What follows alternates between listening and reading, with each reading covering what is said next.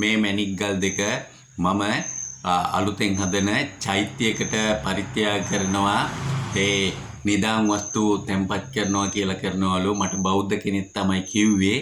ඉතින් ඒ වෙනුවෙන් මම මේ බුද්ධ ශාසනය වෙනුවෙන් මේ ගල් දෙක මම පරිත්‍යාග කරනවා. ඒ වගේ තැනක් හම්බුනොත් කවුරු හරි කමන්නේ මට කමෙන්ට් කරන්න, මට කියන්න. සලාම් අලයිකුම්, එල්ලාරුම් වණක්කුම්. තෙරුවන් සරණයි යාළුවනේ සියලු දෙනාටම.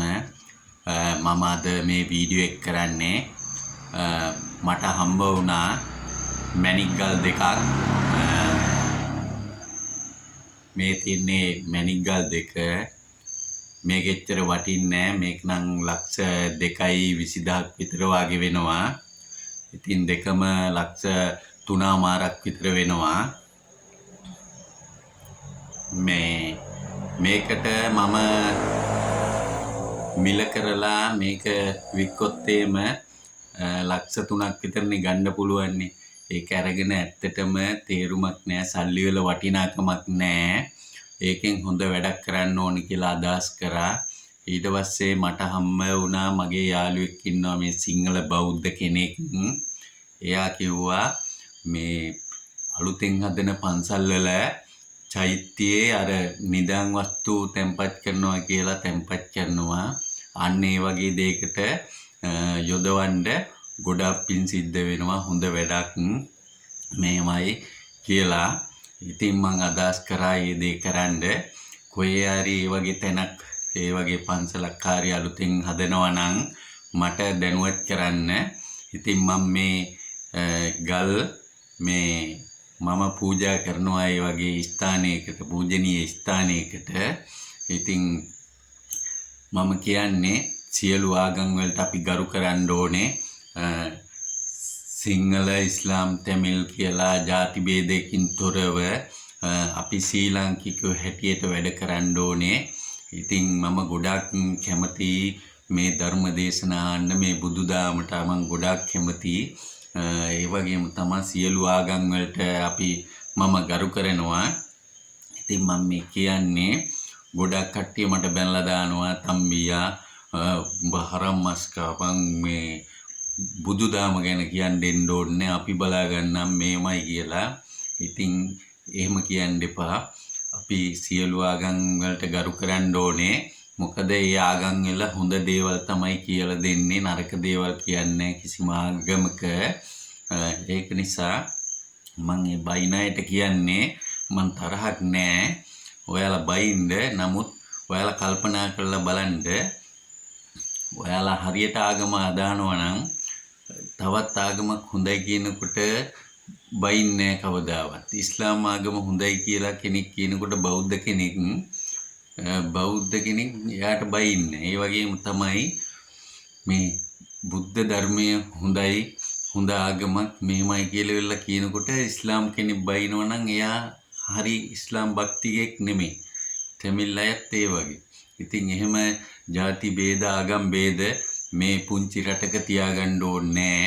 අපි හොඳ ශ්‍රී ලාංකිකයෝ හැටියට ජීවත් වෙන්න ඕනේ. ඒ වගේම මම පෞගිය දවස්වල කිව්වා මේ කත්නෝරුවේ සිරිධම්ම ස්වාමීන් වහන්සේගේ ධර්ම දේශනා අහනවා. හරිම හොඳයි මෙහෙමයි කියලා. ඊට පස්සේ සමහර කට්ටිය බැනලා තිබ්බා මේ බොරු ධර්ම දේශනා, මේ තේරුමක් නැති ඒවා, ඕවා වැඩක් නැහැ, බොරු කියන්නේ.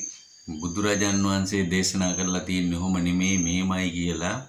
කොහොම වුණත් කමන්නේ. උන්වහන්සේ ඒ ධර්ම දේශනා තියලා මේ රටේ කොච්චර මේ මිනිස්සු හැදිලා තියෙනවද, හොඳ දේවල් කරලා තියෙනවද. මොකද මද්ද්‍රව්‍ය නවත්තන්න, ඒවා කරන්න එපා කියලා කියනවා. ඒ වගේම හොරකම් කරන්න එපා, හොඳ වැඩ කරන්න මේමයි. එතකොට නරකයි කියලා කියන්න බෑනේ. ඒ කත්නෝරුවේ සිරිධම්ම ස්වාමීන් වහන්සේ කියන ඔක්කොම ඇත්ත, සත්‍ය කතා කියන්නේ. ඉතින් මම නම් කියන්නේ උන්වහන්සේගේ වැරදි තැනක් අල්ලගෙන මේ මඩගගා බැන ඉන්නවට වඩා හොඳයි අර ඇස් පේන්නේ නැති මිනිස්සයා කොච්චර බයිනවද. මේ ටීවී එකේ මම දැක්කා වැඩසටහන් වලට ඇවිල්ලා කියනවා මේ එකක් නෑ ගුණා මෝඩයා මීහරකා ගග බයිනවා. එහෙම බයින්න හොඳ නෑ. වැරදියක් තියෙනවා නම් ඒක මහානායක ස්වාමින් වහන්සේලා නිවැරදි කරලා කියලා දෙයි. ඉතින් අපිට මේ සාමාන්‍ය පුරවැසියෝ හැටියට ස්වාමීන් වහන්සේලාගේ දේවල් වලට ඇඟිලි ගහන්න ඕනේ නෑ. එයා කියනවා මේ ගිහියොන්ට අයිතියක් තියෙනවා පැවිදි අය වැරදි කරනවා නම් කියන්න මෙහෙමයි කියලා. ඉතින් එහෙම තියෙනවා නම් පුජ්‍යලිකව කියන්නේ ඒ ස්වාමීන් වහන්සේට මඩ ගහන්න එපා. අපි ගොඩක් ආසයි මේ ධර්ම දේශනා අහන්න.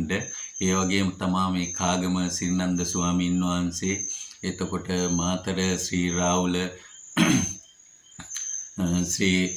රාහුල ස්වාමීන් වහන්සේ, ඒ වගේ ස්වාමීන් වහන්සේලාගේ ධර්ම දේශනා අපි අහනවා. හරිම ආසාවෙන් අහන්නේ. ඉතින් මම අවසානට කියන්නේ මේ ගල් මම පූජා කරනවා චෛත්‍යයක් හදන තැනක මේ නිදාන් වස්තු වලට. ඉතින් මේ වගේ පින් වැඩ ඔයාලත් කරන්න, හොඳ වැඩ කරන්න. එහෙනම් යාළුවනේ මගේ page එක follow කරන්න. ඒ වගේම මගේ YouTube channel එකත් subscribe කරන්න. එහෙනම් බොහොම ස්තුතියි. තෙරුවන් සරණයි.